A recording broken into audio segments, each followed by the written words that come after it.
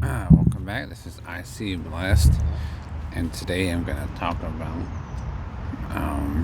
what I've been talking about. Today I'm going to talk about what I've been talking about. Basically, is the book, and basically, I think I'm on chapter 3, or this is chapter 3, and basically, it's just talking about how the smartphone and technology can be used, or how it's used, and how the media is today, pretty much. So this next point that I'm going to focus on is the clock to the smartphone. So back in the day, it used to be about clocks before the smartphones. So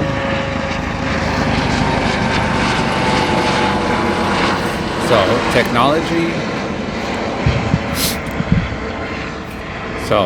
Technology is not one or the other, but a medium with a nature that is a basis that can be intended to shape your understanding and values. The technology we use to spread the gospel can be eroding the foundation of our faith. So, first point here, is it plausible?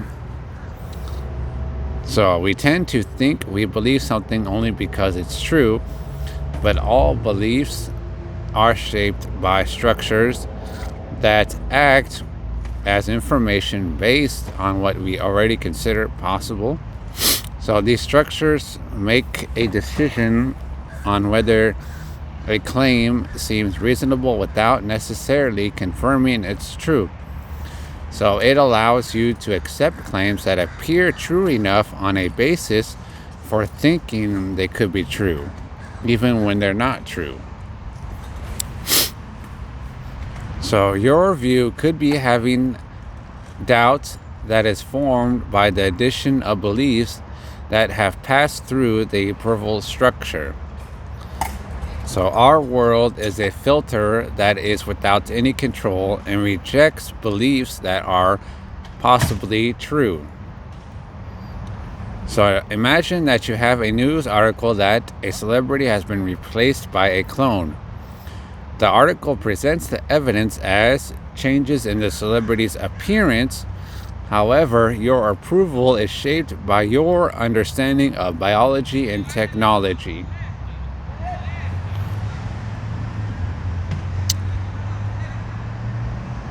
So, making it challenging to accept that claim. Or makes it challenging to accept that claim.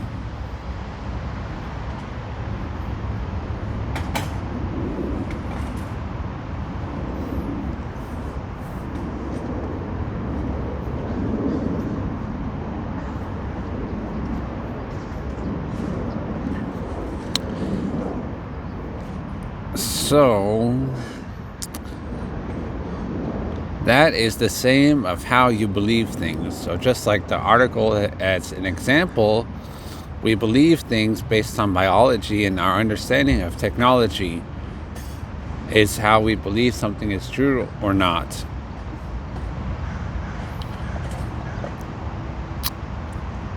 So structures include a wide range of elements that play a role in shaping how you notice, interpret, and respond to experiences. So think about a clock, how it helps to change structures in ways that lead to the destruction of belief. So a clock in its nature can abstracted, or can be, I think I was supposed to put can be. A clock in its nature can be abstracted time from the natural. So God of the universe put down the groundwork to approach life. So the clock is the time we understand as a cycle that our lives must center on the calendar. Time is less about accuracy and more about being in harmony with creation.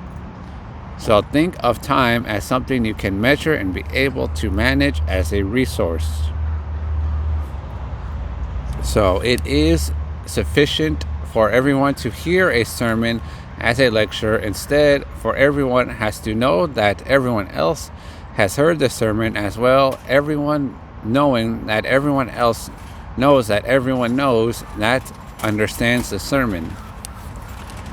I'm going to read that again. It is not sufficient for everyone to hear a sermon as a lecture. Instead, for everyone has to know that everyone else has heard the sermon as well, knowing that everyone else knows that everyone knows that understands the sermon. Television has altered society. It shapes common knowledge about the state of theological positions. So South Park is meant to mock religious beliefs.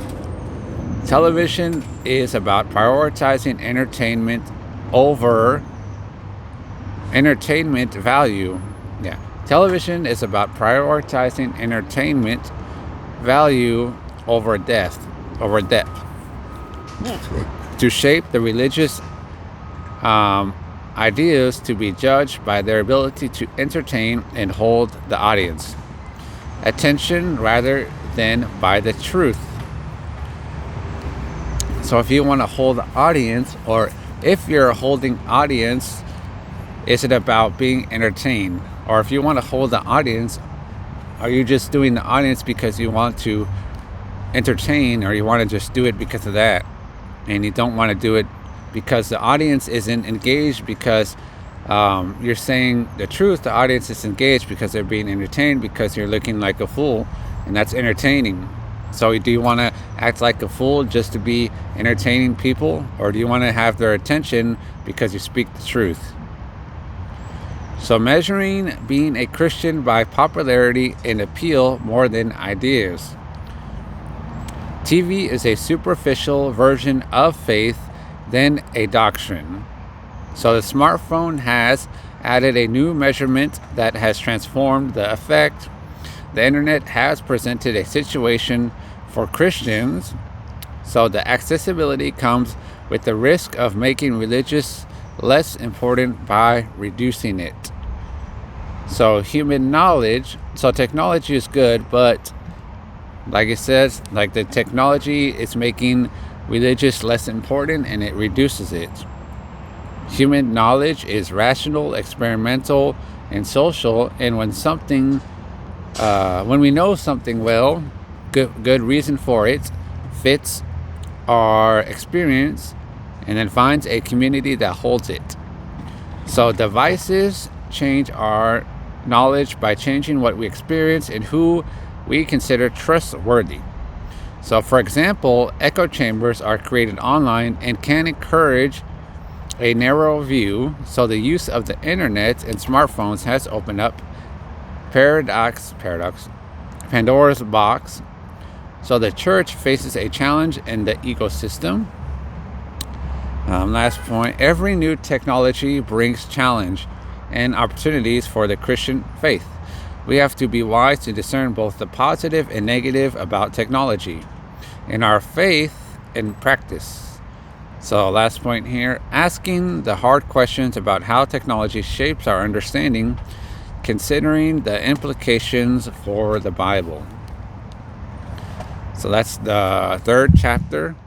Like I said, some chapters are shorter than others. It all depends what the chapter is talking about. So I'll be right back with the next one. And God is good all the time.